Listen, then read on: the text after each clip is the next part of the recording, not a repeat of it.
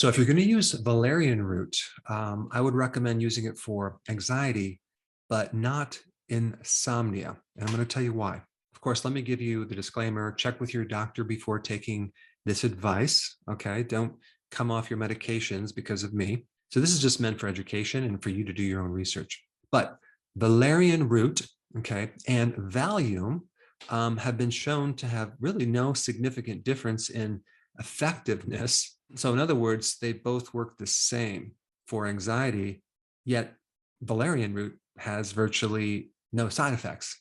And Valium has major side effects, especially trying to come off that drug. Now, they both work to increase GABA. And the way they do it is they block GABA receptors, slightly differently, but the same effect. So if you block the GABA receptor, you have less recycling and GABA just stays around a lot longer, giving you more GABA. And GABA is a neurotransmitter that helps make you calm. It helps reduce stress. It's an inhibitory neurotransmitter. And when someone's deficient in GABA, they might have more anxiety. They might have more insomnia. Yet when someone's deficient in serotonin, okay, yet this has never been proven. There's just theories. The person is more likely to get insomnia and depression. So with serotonin deficiencies, we have depression. With GABA deficiencies, we have anxiety. Now, of course, I like to always focus on natural remedies, but realize that as you're coping with this problem with a natural remedy that has lesser side effects, you always want to be finding the deeper cause. You want to be getting to the root. Now, there's many ways to increase GABA in your body. Kimchi is one way because your microbes, your friendly bacteria, make neurotransmitters. And by consuming either kimchi or sauerkraut, it has both the microbes as a probiotic and the prebiotics. So it has probiotics and prebiotics, the fiber, which the microbes eat. But valerian root is more like a sedative. If you have anxiety or you have panic attacks, it can calm you down. Now, the problem with taking valerian root when you're sleeping is that it can make you feel groggy when you wake up. You can feel very drowsy the next day. You can have daytime sleepiness the next day. So you're not necessarily going to wake up feeling refreshed. Why? Because valerian root is a sedative. In fact, some people get the side effect of having insomnia. So they're taking it for insomnia, but they end up staying up all night. Also, valerian root can slow your pulse rate down. So I don't like valerian root as a sleep remedy. But here's the big question that I want to talk about. Why do you have sleeping problems? Why are you anxious? Why are you depressed in the first place? Typically, there are two hormones that are involved. One is high levels of cortisol. That's like the number one thing behind sleeping problems, as well as the number one hormone behind feeling anxious, because cortisol is a stress hormone. So it kind of keeps you in this stress mode. And on the flip side, your sleep is controlled by melatonin. And melatonin is on the pathway to serotonin. And so there's a relationship between having more melatonin and more serotonin. And if you don't have enough melatonin, you're not going to sleep. And you'll probably be depressed. And because you're not sleeping, you'll have anxiety. So fixing this melatonin thing is very, very important in helping not just insomnia, but depression and anxiety. Now, I definitely do not recommend taking melatonin. I'm going to tell you why. Because anytime you're taking a hormone, you tend to cause the gland that is producing this hormone to go to sleep. It doesn't need to produce anymore. So people that actually start taking melatonin cause the pineal gland to kind of go into dormant mode. And this forces the body to be more dependent on melatonin. And this goes for all hormones, whether the person's taking testosterone or estrogen or even thyroid hormones. When you take these communications that the body is producing, the gland that produces them just doesn't have to produce anymore. So you have to kind of be cautious anytime you're taking any hormone, whether it's growth hormone or a sex hormone or even melatonin. A much, much better way to get melatonin is through increasing the exposure to infrared light, which comes from the sun. It comes from the sun rising, the sun setting. It comes from the sun in general.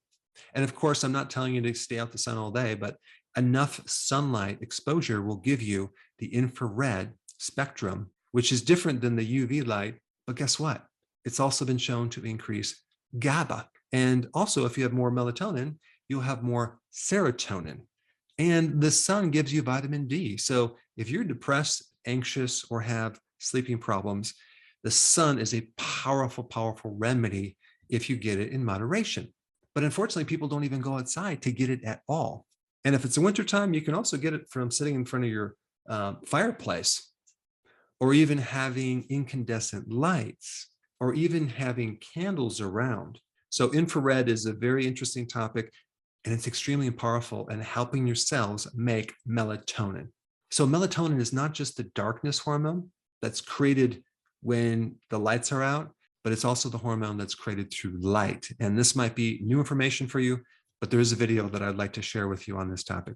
And I want to add one more thing. Infrared light also helps lower cortisol. So this is why being outside, being exposed to the sun can help reduce cortisol. Real quick story. You may have heard this before. I had a patient who had this protruded belly. I mean, just it was huge. And every time he went on a vacation down to Florida, he didn't change his diet. In fact, he probably drank more alcohol, but he was out in the sun, okay, by the beach. And he would come home and his stomach was literally flat, okay? So that was probably a combination of lowering cortisol, increasing melatonin, and probably even sleeping better. So let me just kind of give you a list of things that I would recommend to help you sleep and also reduce anxiety at the same time. Number one, of course, exercise. That's a given. Long walks are great, but regular high intensity interval training is really good too. Physical work around the house is probably even better for stress and sleep. I've mentioned that before. Number two, getting exposed to infrared light. And yes, you can also get infrared therapy, like whether it's a sauna or just a light therapy, or even some infrared pad that you can put on a joint that you have inflammation on. It's a great therapy. And even just being out in the sun, very good therapy. All right, number three, vitamin B1.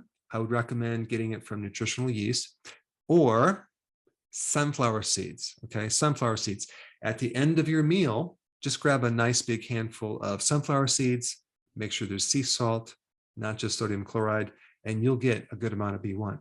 All right, number four, your microbiome makes neurotransmitters, okay?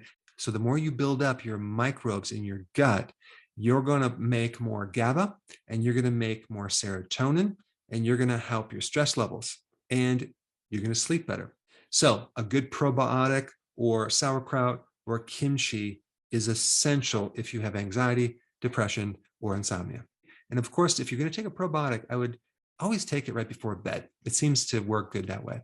And last but not least, and this might shock some of you, and I'm being very sarcastic, but get on the healthy version of keto and do intermittent fasting. That's just a basic building block so everything else can work. Now, that video I talked about with melatonin, I put it right here. You definitely need to check that one out.